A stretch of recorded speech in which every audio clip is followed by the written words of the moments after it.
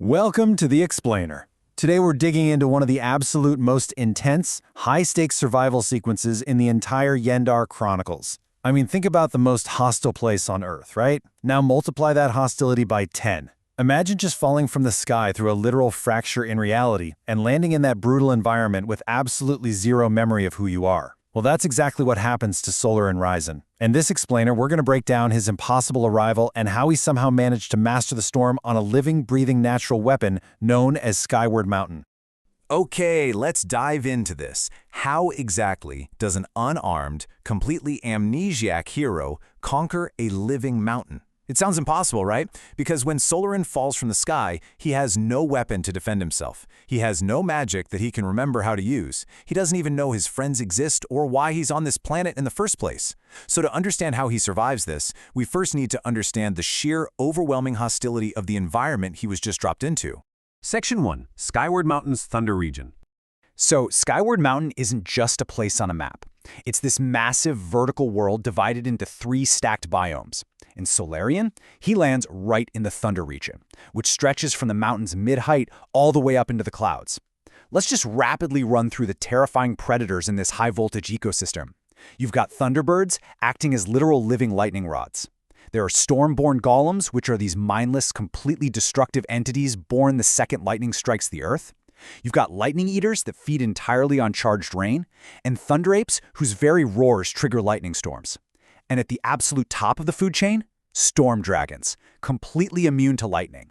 This whole ecosystem is practically designed to obliterate the unprepared. And it gets crazier because the mountain itself functions as a massive machine. Scholars actually call it the storm engine. It's this continuous 3-layer weather system. Frost blizzards from the lower frost region get pushed upward into the clouds. Up there, stormbirds activate the clouds with the pressure of their wings, and then thunderbirds amplify all that resulting electricity. It is basically a perpetual motion machine, powered by sheer elemental fury. Skyward Mountain isn't just a location, it's a living, breathing weapon. Section 2. Falling from the sky. So picture this. A thin line of white fire actually tears across the storm clouds, fracturing reality itself, and Solaryn just falls right through, slamming into a stone shrine built directly into the cliffside. And this brilliantly illustrates the imbalance of his arrival. Look at his complete vulnerability. He is unarmed, he has zero active magic, and absolutely no memory. Compare that to the mountain's overwhelming power, a permanent storm halo, constant lightning strikes, and ancient unyielding guardians. By any logical metric, Solaryn should be destroyed the very second he stands up. But here's where things get really fascinating. The narrative shifts from just simple survival to this deep theme of resonance. When Solaryn takes the step forward, a massive crack of lightning strikes the ground just inches from his foot, but it bends away at the very last second. It curves like it's bowing to him. The air thickens, literally vibrating in rhythm with his heartbeat, and these silver fate threads drift toward him, kind of testing him. The storm isn't trying to kill him, it's recognizing him. Section 3. The storm trial begins. And that recognition instantly triggers the next phase. The wind shifts abruptly, almost like the mountain is inhaling. Solaryn finds himself at the end of a narrow ridge, stepping onto this ancient stone platform jutting out from the cliff. And this is a trial ground. Let's track the rapid kinetic escalation here, because it happens incredibly fast. 1 second in, his foot touches the center of the platform. 2 seconds, lightning forks across the sky, hitting the 4 corners of the platform in a perfect 1-2-3-4 rhythm, trapping him in a cage of light. 3 seconds, a faceless Stormlight Guardian materializes out of thin air. By the 4th second, the Guardian throws its first lethal lightning strike. Section 4. Awakening the lightning spark. This overwhelming attack forces Solaryn into a corner immediately. Without his memories, he has to rely on pure, unadulterated instinct. He dodges that first strike by mere inches. The bolt literally carves a molten line into the solid stone right where he was just standing. He's rolling, ducking, moving in ways his mind forgot but his muscles somehow remember. So the crucial point is how his mysterious glyph bracelet reacts under this immense pressure. First, it starts pulsing in perfect sync with his heartbeat. Then, it flares up to absorb the impact of an incoming shockwave. After that, it actually guides his hand to spark his very first embryonic lightning, before finally locking into a new permanent configuration. Acting on pure instinct, Solaryn thrusts his hand forward, and that tiny spark of lightning strikes the Guardian right in the chest. It's not enough to destroy it, but it does stagger the entity. But this little victory brings a truly terrifying realization captured so perfectly in the lore. Quote, "The mountain was no longer testing him, it was judging him." Section 5. The Guardian's second form.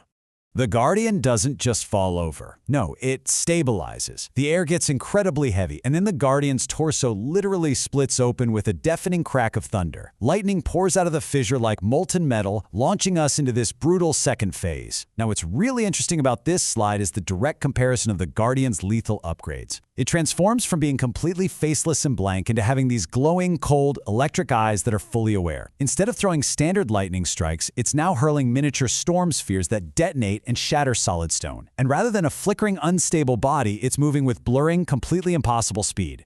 Solaryn gets hit by a shockwave and thrown hard across the stone. The Guardian hurls one of those miniature storm spheres, detonating behind him and sending literal lightning serpents crawling his way. This is the absolute climax of the trial. Guided by that flaring bracelet and an inner voice telling him he was born in the storm, Solaryn just sweeps his hand through the air, and the lightning serpents bend completely around him. And then, he stops dodging. When the Guardian lunges at that impossible speed, Solaryn raises his arm, meeting the massive strike with his own small spark. Instinct versus power, lightning meeting lightning, and he completely shatters the entity's form. Section 6. Path to the Forge. The impact sends a massive shockwave across the entire platform. The Guardian recoils, its form totally destabilized.